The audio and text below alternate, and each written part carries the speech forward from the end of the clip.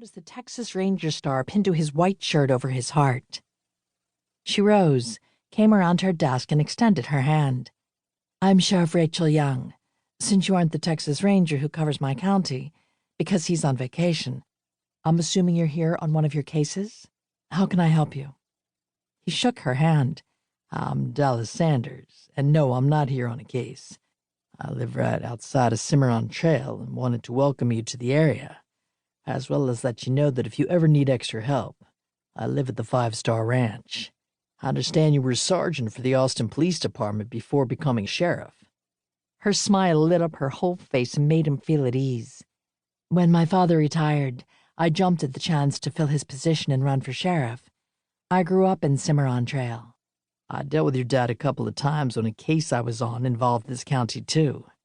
I didn't think he would retire for years. He finally decided to become a rancher. It was a childhood dream besides being a police officer. His place is northeast of Cimarron Trail.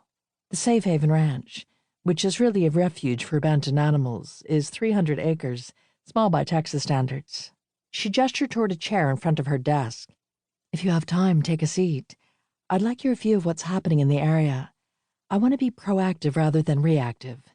My first 10 days have been quiet, too quiet. I feel like I'm waiting for the other shoe to drop." Dallas sat while the sheriff took another chair nearby. "I assume your father filled you in." "About the county, yes. But what I mean by the area is the other counties nearby, including Bexar County." "I just wrapped up a case involving a turf war between two gangs. At least for the moment it's quiet between them, although I'm not naive enough to think that will last. There's also been smuggling activities up and down I-35. His cell phone sounded, and he slipped it from his pocket to see who was calling. Michelle. Again? Maybe her plans watching Brady had changed. She usually texted him while he was working, but a call twice in 15 minutes was most unusual. "I need to answer this." He tapped on the button. "Michelle." "Help! They're taking Brady!" Her frantic words, followed by a scream, urged Dallas to his feet. "Michelle, what's going on?" Then it sounded like she dropped the phone, sending chills down his spine. "No, don't!" she cried out. "Michelle!" Everything went silent. He rushed out into the main room, aware the sheriff had followed him. He glanced back.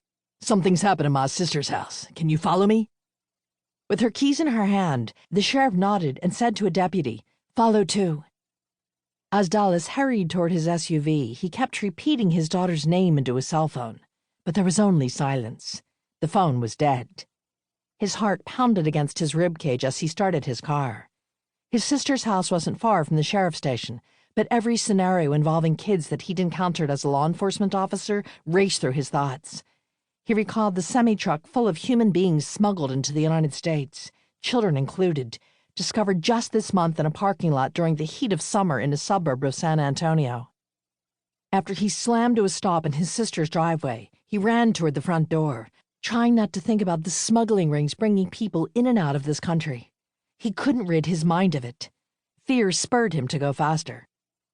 When he spied the front door wide open, he drew his gun, and his professional facade fell into place. Whatever had gone down, the perpetrator could still be inside, with his daughter. Sheriff Young and her deputy entered the house right behind him. Dallas motioned for them to go right while he went left toward the bedrooms. His heartbeat drowned out other sounds as he moved down the hall, checking the rooms. When he stepped into Brady's, its emptiness mocked him. Brady is gone. Where's Michelle? As Rachel moved into the kitchen, the first thing she noticed was that the back door, just like the front door, was wide open. She gestured for her deputy to circle the room while she headed to the exit, leading to a screened-in porch. Lying on a blanket on the wood floor was a young teenage girl, her arms stretched out toward a smashed cell phone, blood pooling onto the coverlet. "Call 911!"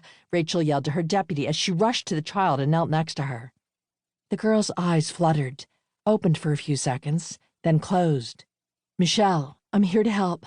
Your dad is too." Rachel felt the teenager's pulse on the side of her neck.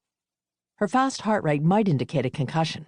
She examined the injury on the side of the girl's head, blood still flowing from it, but she couldn't tell how deep the wound was. "Michelle." The young teen moaned and lifted her eyelids as she tried to sit up.